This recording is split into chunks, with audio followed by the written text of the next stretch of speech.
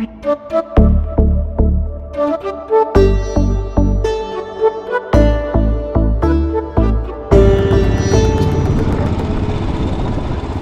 flew into New Delhi, which is where our trip began. Using tuk-tuks and doing a lot of walking, we were quickly immersed in the Indian culture, engaging with the locals, tasting aromatic street food and navigating chaotic yet charming streets. It really is an incredible place for all of your senses to be stimulated. Once we'd explored New Delhi, it was time to sort out our motorbikes. I was lucky enough to have a friend that I could borrow a bike from, however we still needed to sort one for Christine. We went to a place called Carol Bar, which you can see here. There were thousands of bikes to choose from, which was a little overwhelming. We luckily had an in-country contact which made the process a lot easier. Both bikes ready, we packed our stuff and set to leave New Delhi at 4:30 AM. However, Mother Nature had a better idea. How were your first 10 minutes of riding? Insane!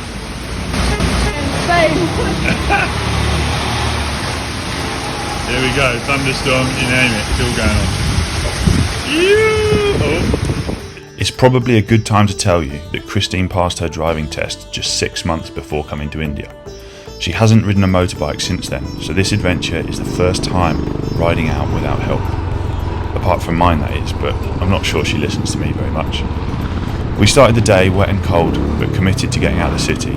2 hours in, the sun came out, the temperature went up to 35 degrees, and we cruised easily along the smooth highway towards Chandigarh. We found a hotel with aircon and celebrated our escape from the city.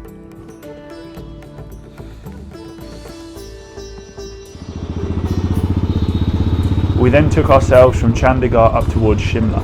The first part of our journey was pretty busy. There was a lot of festivals going on, and so we were battling with the traffic, trying to navigate through that.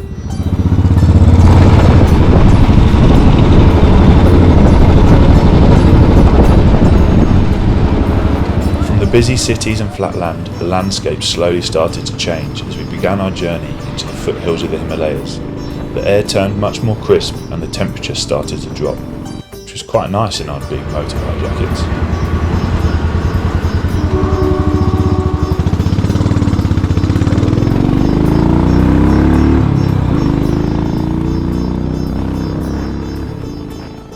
It really was nice to find ourselves on some more secluded roads. We stopped to have some lunch, got back on the bikes, and unfortunately Christine's bike wasn't starting. We asked them where the nearest mechanic was, thinking that we were quite remote, when actually there was a mechanic just around the corner, literally 100 metres away. So we rolled the bike there and he got to work with all his apprentices. Stripping the bike completely, trying to make himself a YouTube video at the same time. He worked his magic for hours and hours and hours till it was dark, and eventually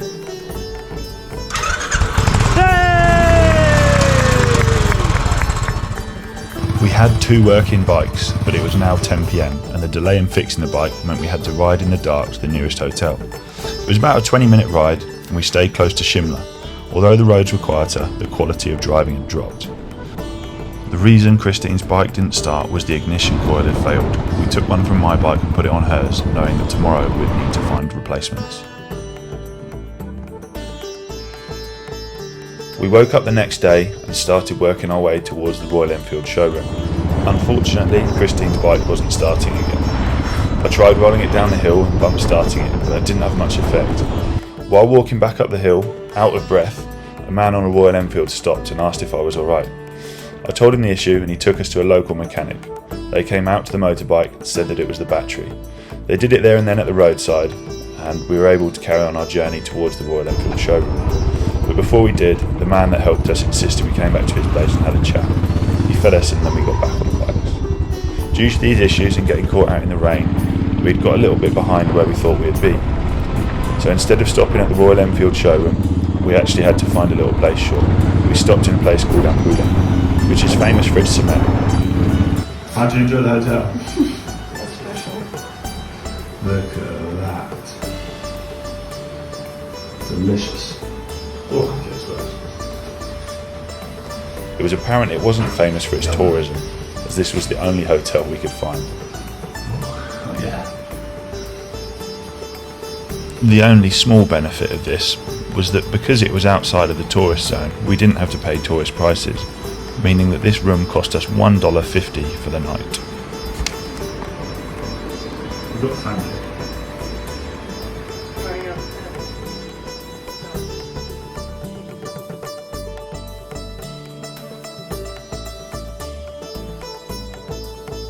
After a delightful night in the finest hotel that Ambula had to offer, our riding kit was dry-ish, and we set off heading directly towards the Royal Enfield showroom, knowing that every time we started the bikes we were lucky that they actually went on. We didn't have too far to go, and the roads on the way there were amazing. Once we got there, they immediately started work on the bikes, giving them a full service, replacing the ignition coils and giving them some love. We were back on the road within 2 hours, and all in all it cost us about $12 US. Oh, hello, mate! Knowing that everything was good on the bikes, we got back on the road and started exploring and started enjoying the journey. We had finally had some good weather, which was lovely.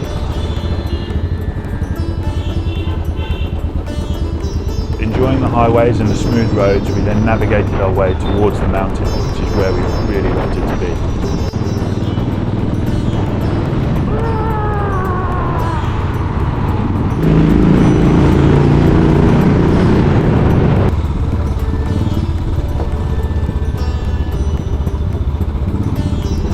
We then started discovering some quieter, smaller roads. Riding along these felt absolutely magical, winding up and over the mountain passes, enjoying the never-ending views over the valleys below. We were really learning to ride more like locals than we typically would ride in the West, especially Christine with this overtake.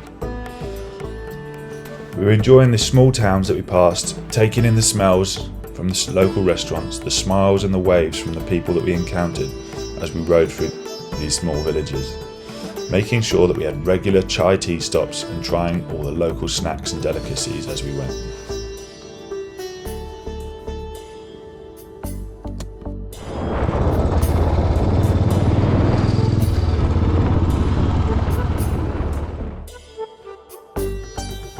The roads just kept giving. The views were absolutely phenomenal. As the sun came down, we bumped into a group of guys celebrating one of the local festivals. Christine actually managed to bump into them quite literally, hitting one of them as he jumped out in front of her. Unfortunately, neither myself or the camera managed to see it. Fortunately, everyone was fine. She just came out with a bent number plate. After doing that, we decided to try and find somewhere to sleep before the sun set completely. We found a local that was happy for us to camp on their rooftop. The view from here was absolutely amazing. 150k riding done, and a nice little rooftop to camp on. There we go. Rooftop pad.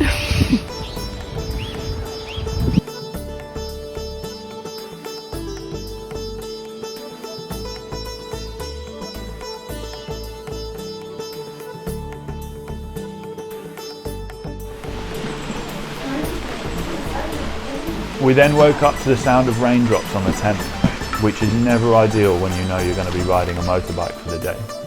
Those that ride will know the feeling. Riding in the rain. Not too bad, eh? We rode down the pass and along the valley floor in the rain, aiming towards Manali.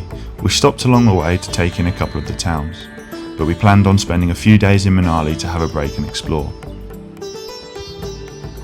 Manali is a popular tourist destination situated in the Himachal Pradesh region. The village itself sits at 2,000 metres. It's renowned for its picturesque landscapes, snow-capped mountains and lush greenery, making it a favourite destination for nature lovers and adventure enthusiasts. Manali reflects a blend of cultures with influences from Hinduism and Tibetan Buddhism. The population includes a mix of communities, adding to the cultural richness of the region. It offers adventures such as trekking, paragliding, skiing, snowboarding and river rafting depending on the time of the year, making it a hub for adventure tourism. One of the prominent attractions in Manali is the Hidimba Devi Temple, which we visited. We also took ourselves on a walk up the valley behind Manali Old Town. Sitting on the bikes every day is exhausting, but not overly physically demanding, so it is great to get out, use our legs and enjoy some of the greenery that Manali has to offer. The town is split into the old and new town. We stayed in the old town and much preferred the atmosphere there. The food was also incredible, and we would highly recommend visiting to anyone that came to the area. We really did enjoy our time here a lot, planning where to go next while we stayed. To follow along with where we get to, please like and subscribe to the channel and let us know if there's anything you'd like to see in the next episodes. Thank you for watching the first part to this 6-part series on our adventure in India. I hope you've enjoyed it. All the best. Namaste.